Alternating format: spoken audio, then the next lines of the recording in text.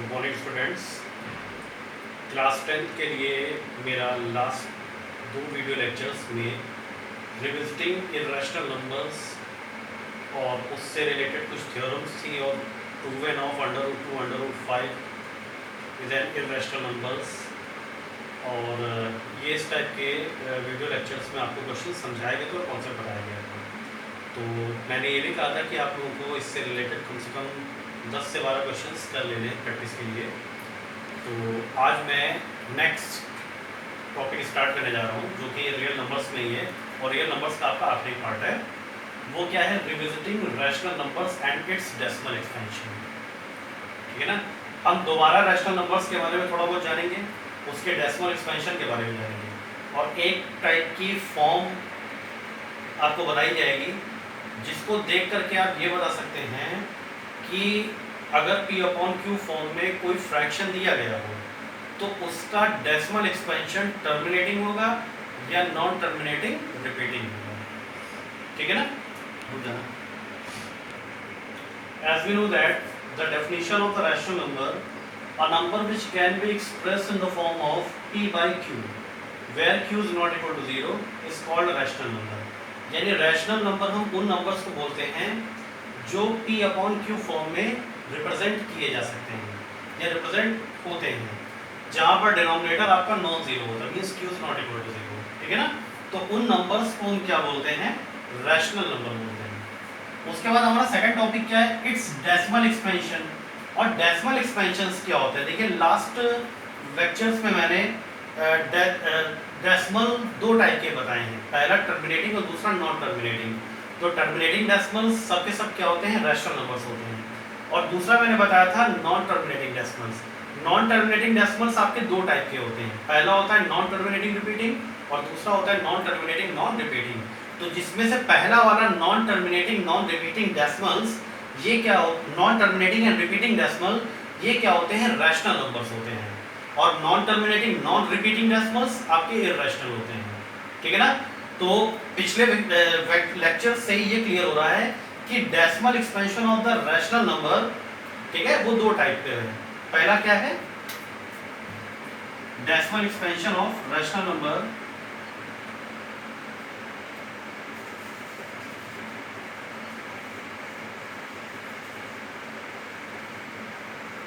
Decimal expansion of rational number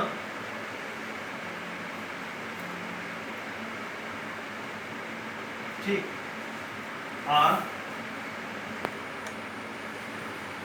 two types. First is terminating decimal,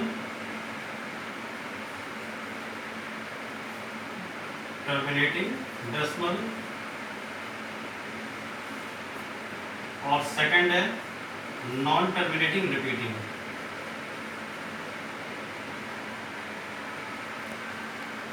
non terminating repeating decimals. ठीक है ना?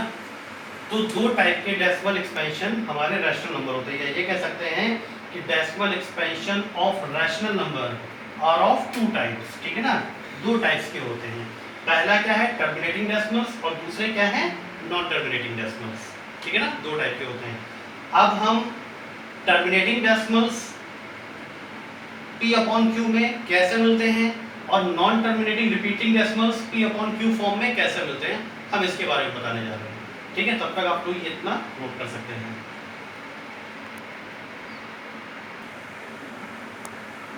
Yes, तो अब यहाँ पर दो थ्योरम्स हैं, जैसा कि मैंने अभी बताया आपको कि जो आपको P/Q फॉर्म दी जाएगी, मतलब कोई रैशनल नंबर दिया जाएगा और उस रैशनल नंबर को विदाउट डेसिमल एक्सपेंड किए हुए आप ये बता सकते हैं कि वो टर्मिनेटिंग डेसिमल्स होगा या नॉन टर्मिनेटिंग रिपीटिंग डेसिमल होगा। ठीक है ना? तो देखिए थ्योरम 1.6 क्या कहती है एनसीईआरटी की? Let x equal to P/Q। मान लिया x एक नंबर है जो कि P/Q फॉर्म में, और P/Q फॉर्म मतलब एक रैशनल नंबर हुआ जो कि P/Q फॉर्म में है, be a rational number such that, और इस तरीके से है, the prime factorization of Q, मतलब जो फ्रैक्शन आपको दिया गया है उस फ्रैक्शन का डिनोमिनेटर Q q के हम प्राइम फैक्टर्स करते हैं। क्या करते हैं? प्राइम फैक्टर्स निकालते हैं, यानी प्राइम फैक्टराइजेशन करते हैं। और वो प्राइम फैक्टराइजेशन आपका 2 की पावर n इंटू 5 की पावर m के फॉर्म में होना चाहिए। फिर से सुन लीजिए, एक नंबर x है जो कि p अपॉन q फॉर्म में है, रैशनल नंबर है, ठीक है ना। और इस तरीके से है कि उसका जो डिनोमिनेटर q है उसका प्राइम फैक्टराइजेशन 2 की पावर n इंटू 5 की पावर m के फॉर्म में है, जहां पर n और m क्या है? होल नंबर्स है, ठीक है ना। बुक में लिखा है where n and m are non negative, तो नॉन नेगेटिव का है, और नॉन नेगेटिव्स में क्या होते हैं? पॉजिटिव नंबर्स भी होते हैं और जीरो भी होते हैं, तो इसलिए मैंने n और m को होल नंबर्स लिख दिया, ठीक है ना। Where n and m are whole numbers, then x has a decimal expansion which terminates, तो p अपॉन q का डेसिमल एक्सपेंशन क्या होगा? टर्मिनेटिंग होगा। क्या होगा बच्चों? टर्मिनेटिंग होगा। जैसे फॉर एग्जांपल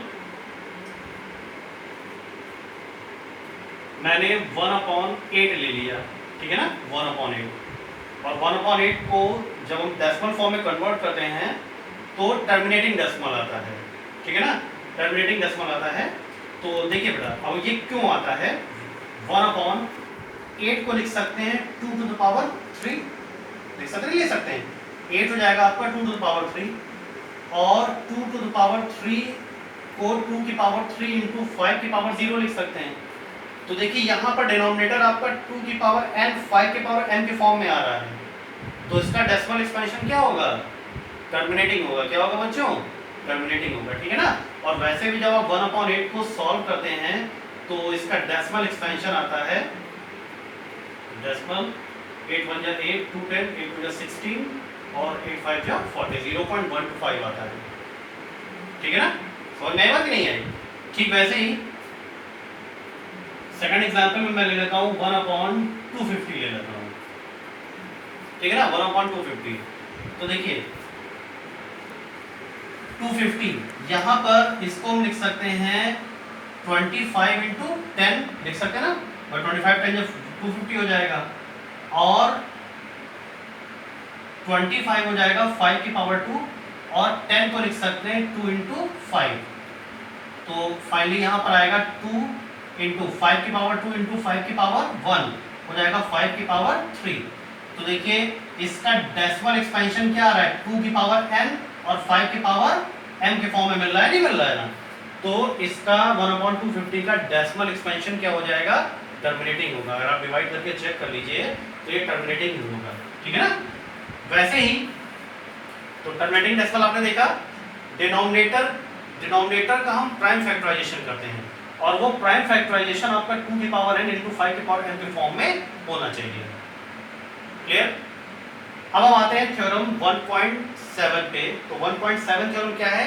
जो कि इसका अपोजिट है। क्या? Let x is equal to p upon q be a rational number, वही सेम स्टेटमेंट जो आपको ऊपर दिया गया है, such that the prime factorization of the q is not of the form 2 की पावर n इंटू 5 की पावर m। यानी यहां पर उससे ऊपर वाली थ्योरम में जो q का प्राइम फैक्टराइजेशन था वो 2 की पावर n इंटू 5 की पावर m के फॉर्म में था, बट थ्योरम 1.7 इसका क्या है? कन्वर्स है, मतलब उल्टा है, ठीक है ना। कन्वर्स नहीं, मतलब ये कह सकते हैं एक अपोजिट स्टेटमेंट है। तो prime factorization of q is not of the form 2 की पावर n इंटू 5 की पावर m, यानी जो डिनोमिनेटर है वो 2 की पावर n और 5 की पावर m के फॉर्म में अगर नहीं आ रहा है तो वहां पर उस फ्रैक्शन का decimal expansion non terminating and repeating होगा, ठीक है ना। नॉन टर्मिनेटिंग एंड रिपीटिंग या रिकरिंग होगा, ठीक है ना। अब इसमें एक एग्जांपल हम आपको दे दे रहे हैं। फॉर एग्जांपल जैसे 1 मैंने लिख लिया 15 3 जब 45 लिख लेते 1/45, ठीक है ना। देखिए 1/45, 45 क्या है? 9 इंटू 5 है ना, 9 5 45, और 9 को लिख सकते हैं 3 की पावर 2 इंटू 5। अब देखिए बेटा ये 3 की पावर 2 है, यहाँ पर 2 का कोई टर्म नहीं है, तो हम 2 की पावर 0 5 की पावर 1 ये लिख लेते हैं। तो देखिए डिनोमिनेटर आपका 2 की पावर n और 5 की पावर m तो है, लेकिन उसके साथ में एक n अनदर नंबर भी आ रहा है, मतलब 2 की पावर n और 5 की पावर n के साथ में एक अनदर नंबर भी आ रहा है। तो जब इन दोनों नंबर के अलावा कोई अनदर नंबर आ जाता है तो उसका डेसिमल एक्सपेंशन कभी भी टर्मिनेटिंग नहीं होता है, ठीक है ना। उसका डेसिमल एक्सपेंशन क्या होगा, नॉन टर्मिनेटिंग एंड रिपीटिंग। जब आप इसको डिवाइड करेंगे तो एक डेसिमल के बाद नॉन टर्मिनेटिंग, मतलब एक पर्टिकुलर ऑर्डर आपका बार बार रिपीट करता चला जाएगा। क्लियर? तो ये दोनों थ्योरम्स और एग्जांपल्स आप लोग नोट कर लीजिए, फिर एक दो क्वेश्चंस हम डिस्कस करते हैं एनसीईआरटी के। Okay, please note down. Yes, first question है which of the following rational numbers will have a terminating or non terminating repeating decimal expansion. ठीक है ना, कुछ क्वेश्चंस दिए गए हैं और उन रैशनल नंबर्स को देख करके हमें ये बताना है कि इनका डेसिमल एक्सपेंशन टर्मिनेटिंग होगा या नॉन टर्मिनेटिंग रिपीटिंग होगा। तो एक काम करते हैं, हम सबसे पहले पहला क्वेश्चन सेलेक्ट करते हैं। फर्स्ट क्वेश्चन है 13/3125, ठीक है ना। और 3125 का प्राइम फैक्टराइजेशन साइड में कर लेते हैं पहले 3125। तो 3 1 4 4 2 6 5 11, 3 से जाएगा नहीं, 5 से ले जाते हैं तो 5 6 जा 30 और 1 12, 5 2 जा 10, 5 5 जा 25। फिर उसके बाद 5 1 जा 5, 5 2 जा 10, 5 5 जा 25 और 5 5 जा 25, 5 1 जा 5, ठीक है ना। तो डेसिमल एक्सपेंशन इसका क्या आ रहा है 13। अब देखिए 5 यहाँ कितनी टाइम आ रहा है 1 2 3 4 5, यानी 5 टू द पावर 5 आ रहा है, ठीक है ना। अब इसको हम लिख सकते हैं 2 to the power 0 into 5 to the power 5। देखिए डिनोमिनेटर आपका 2 की पावर n 5 की पावर m के फॉर्म में आ रहा है ना, ठीक है ना। तो इसका डेसिमल एक्सपेंशन क्या हो जाएगा, टर्मिनेटिंग हो जाएगा। इसका डेसिमल एक्सपेंशन क्या हो जाएगा, टर्मिनेटिंग हो जाएगा, ठीक है ना। वैसे ही सेकंड वाला देखते हैं 15/1600, ठीक है। देखिए 1600 को हम लिख सकते हैं 16 इंटू 100, ओके। 16 आपका हो जाएगा 2 to the power 4 by 2 to the 4 to the 8 to the 16, और 100 को लिख सकते हैं हम 4 इंटू 25 बाई 25 4 द 100, और 4 को लिख सकते हैं 2 की पावर 2, और 2 की पावर 4 इंटू 2 की पावर 2 हो जाएगा 2 की पावर 6, ठीक है ना। इंटू 25 को लिख सकते हैं 5 की पावर 2। तो देखिए यहाँ पर भी जो डिनोमिनेटर है वो 2 की पावर m इंटू 5 की पावर n के फॉर्म में आ रहा है। तो इसका भी डेसिमल एक्सपेंशन क्या हो जाएगा, टर्मिनेटिंग हो जाएगा। क्या हो जाएगा, टर्मिनेटिंग हो जाएगा। अब इसी जगह पर हम थर्ड एग्जाम्पल देखते हैं। थर्ड एग्जाम्पल में 77/210, 77 और 210 को लिख सकते हैं 21 इंटू 10, ठीक है। और 21 हो जाएगा 7 3 जा 21, 7 3 जा 21, और 10 को लिख सकते हैं 2 इंटू 5, तो 7 बन जा 7, 7 बन जा 7, तो ये आएगा 11/2 to the power m 5 to the power n into 3। देखिए भाई 2 इंटू 5 इंटू 3 है, और न्यूमरेटर में आपका 11 दिया गया है, ठीक है। तो देखिए डिनोमिनेटर आपका 2 to the power m 5 to the power n, ये दो नंबर है ही है, और इसके साथ में मल्टीप्लिकेशन में एक अनदर नंबर आ रहा है। मैंने अभी थ्योरम में क्या बताया था कि अगर डिनोमिनेटर में 2 to the power n 5 to the power m form की वैल्यू मिलती है तो उसका डेसिमल एक्सपेंशन क्या होता है, टर्मिनेटिंग होता है।